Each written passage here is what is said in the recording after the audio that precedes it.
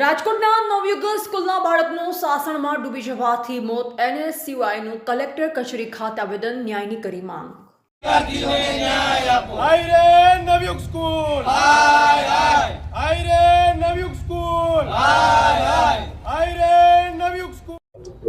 તાજેતરમાં જે ઘટના બની છે કે નવી સ્કૂલમાં પ્રવાસ જવામાં આવ્યો હતો સાસણગીર ખાતે, ત્યારે સ્કૂલ મેનેજમેન્ટ અને સંચાલકોની બેદરકારીથી એક માસૂમ બાળકે પોતાનો જીવ ગુમાવ્યો છે.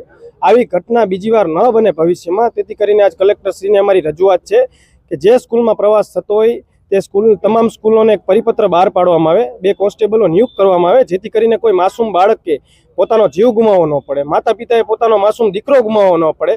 અને આ સ્કૂલ મેનેજમેન્ટ ઉપર અને સંચાલકો ઉપર કડકમાં કડક કાર્યવાહી કરવામાં આવી એ જ રાજકોટ NSCUIની માંગ છે. જો કડકમાં કડક પગલાં લેવામાં નહીં આવે તો રાજકોટ NSCUI નહીં પરંતુ ગુજરાત NSCUI ઉગ્રમાં ઉગ્ર વિરોધ પ્રદર્શન આવનારા દિવસોમાં કરશે.